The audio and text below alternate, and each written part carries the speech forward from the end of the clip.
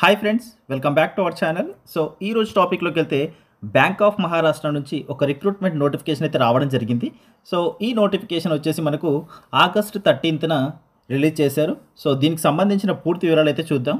అయితే వీడియోలోకి వెళ్ళే ముందు నా నుంచి ఒక చిన్న రిక్వెస్ట్, మొదటిసారిగా మన ఛానల్ని ఎవరైనా విజిట్ చేసినట్లుంటే తప్పకుండా ఛానల్ని అయితే సబ్స్క్రైబ్ చేసుకోండి. అలాగే వీడియోస్ని కూడా లైక్ చేస్తూ సపోర్ట్ అయితే ఇవ్వండి. Thank you so much. So job details ఇంకా చూసుకున్నట్లయితే మనకు పోస్ట్ వచ్చేసి officers in scale 2 journalist officers అనే పొజిషన్కి వీళ్ళైతే రిక్రూట్మెంట్ అయితే చేస్తున్నారు. సో దీనికి అప్లై చేసుకోవడానికి ఆగస్ట్ 13th నుంచి అయితే మనకు అప్లికేషన్స్ అయితే ఓపెన్ అవుతున్నాయి. లాస్ట్ డేట్ అయితే ఆగస్ట్ 13th వరకు అయితే ఉంది. సో ఆ లోపు అయితే అప్లై చేసుకోవడానికి ప్రయత్నించండి. సో ఇది వచ్చేసి బ్యాంక్ ఆఫ్ మహారాష్ట్ర మనకు లీడింగ్ పబ్లిక్ సెక్టర్ బ్యాంక్ అనమాట ఇది. సో మనకు అక్రాస్ ఇండియాలో మనకు 2600 బ్రాంచెస్ అయితే ఉన్నాయి. So one of the best bank అని చెప్పుకోవచ్చు. సో తప్పకుండా మీరైతే అప్లై చేసుకునే ప్రయత్నం అయితే చేయండి.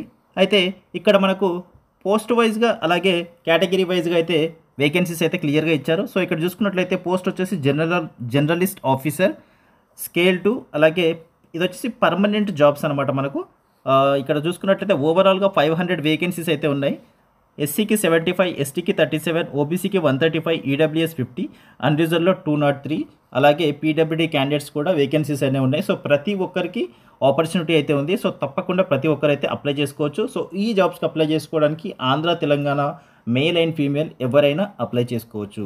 సో దీనికి సంబంధించిన ఎడ్యుకేషన్ క్వాలిఫికేషన్ కనుక చూసుకున్నట్లయితే మనకు బ్యాచిలర్స్ డిగ్రీ ఉంటే సరిపోతుంది, లేదంటే ఇంటిగ్రేటెడ్ డ్యూయల్ డిగ్రీ చేసిన వాళ్ళు కూడా అర్హులే. సో దాంట్లో మీకు ఖచ్చితంగా 60% మార్క్స్ అయితే రావాలి, డిగ్రీలో అయినా సరే డ్యూయల్ డిగ్రీలో అయినా సరే.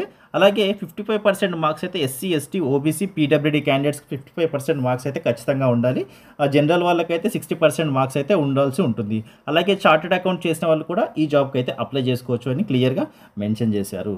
సో దీనికి ఎక్స్పీరియన్స్ కూడా అడుగుతున్నారు. సో వర్క్ ఎక్స్పీరియన్స్ వచ్చేసి మీకు 3 years అయితే వర్క్ ఎక్స్పీరియన్స్ ఉండాలి. అది వచ్చేసి స్కెడ్యూల్డ్ పబ్లిక్ సెక్టార్ బ్యాంకులో అయినా సరే, లేదంటే ప్రైవేట్ సెక్టార్ బ్యాంక్స్లో అయినా సరే.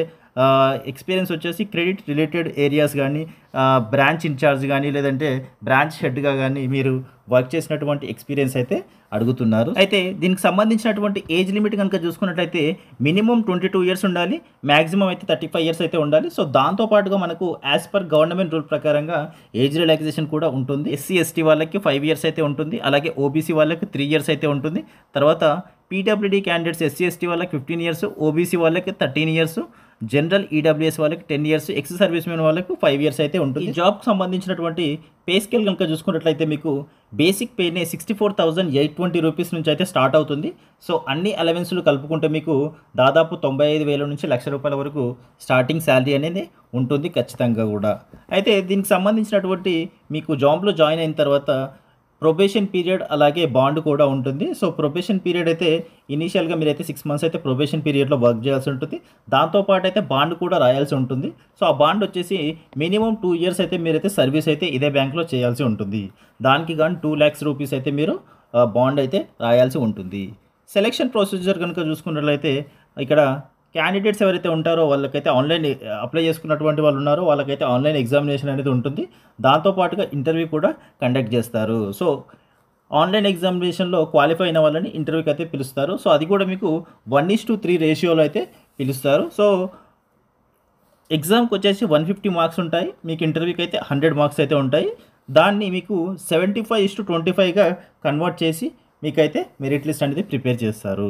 అయితే రిటర్న్ ఎగ్జామినేషన్లో మీరు క్వాలిఫై అవ్వడానికి మినిమం క్వాలిఫైయింగ్ మార్క్స్ అయితే రావాలి. సో ఆ క్వాలిఫైయింగ్ మార్క్స్ ఏంటి అంటే అన్రిజర్వ్డ్ వాళ్ళకి, ఈడబ్ల్యూఎస్ వాళ్ళకి 50% మార్క్స్ అయితే రావాలి. అలాగే SC, ST, OBC, PWD candidates వాళ్ళకి 45% మార్క్స్ అయితే ఖచ్చితంగా రావాల్సి ఉంటుంది. ఇక్కడ క్లియర్గా మెన్షన్ చేశారు. సో 4 topics నుంచి అయితే మీకు ఎగ్జామ్లో క్వశ్చన్స్ అయితే వస్తాయి. అది వచ్చేసి ఇంగ్లీష్ లాంగ్వేజ్, అలాగే quantitative aptitude, reasoning ability, professional knowledge. So ఇలా 4 topics నుంచి మీకు 150 questions అయితే ఉంటాయి, 150 మార్క్స్ అయితే ఉంటుంది. సో 2 hours టైం అయితే ఉంటుంది. సో 2 hours మీరైతే ఎగ్జామ్ కంప్లీట్ చేయాల్సి ఉంటుంది. సో దీనికి నెగిటివ్ మార్క్స్ కూడా ఉంటుంది, 0.25 మార్క్స్ అయితే నెగిటివ్ మార్క్స్ కూడా ఇచ్చారు. అయితే ఈ పరీక్షలకు గాను మీకు ఎగ్జామినేషన్ సెంటర్స్ ఎక్కడ ఉంటాయంటే తెలంగాణ వాళ్ళకైతే హైదరాబాద్ అని చెప్పుకోవచ్చు. సో ఇక్కడ హైదరాబాద్ అని క్లియర్గా మెన్షన్ చేశారు. ఆంధ్ర, తెలంగాణ వాళ్ళు ఎవరైనా హైదరాబాద్లో రాసుకోవచ్చు, లేదంటే తమిళనాడు, చెన్నైలో దగ్గర ఉండే వాళ్ళు కూడా మీరు చెన్నైలో అయినా రాసుకోవచ్చు, లేదంటే మీకు ఇక్కడ నచ్చిన ప్లేస్లో ఎక్కడైనా లొకేషన్ అనేది పెట్టుకోవచ్చు మీరు.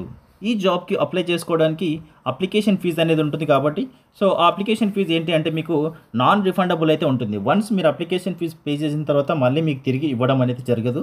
సో మీరు బిఫోర్ పే చేసే ముందే ఒకసారి అయితే ఆలోచించుకొని పే చేయాల్సి ఉంటుంది. సో అది వచ్చేసి అన్రిజర్వ్డ్ ఈడబ్ల్యూఎస్ ఓబీసీ వాళ్ళకు 1180 రూపీస్ అయితే ఉంటుంది జిఎస్టీతో కలుపుకొని. అలాగే ఎస్సీ ఎస్టీ పీడబ్ల్యూడీ క్యాండిడేట్స్కి 118 అంటే 118 రూపాయలు అయితే ఉంటుంది. మిగతా వాళ్ళకి 1180 రూపాయలు అయితే అప్లికేషన్ ఫీజు ఉంటుంది. సో ఇది కూడా మీరు ఆన్లైన్లోనే పే చేసుకోవచ్చు. అయితే అప్లికేషన్ ప్రొసీజర్ చూసుకున్నట్లయితే అఫీషియల్ వెబ్సైట్ అయితే ఉంటుంది.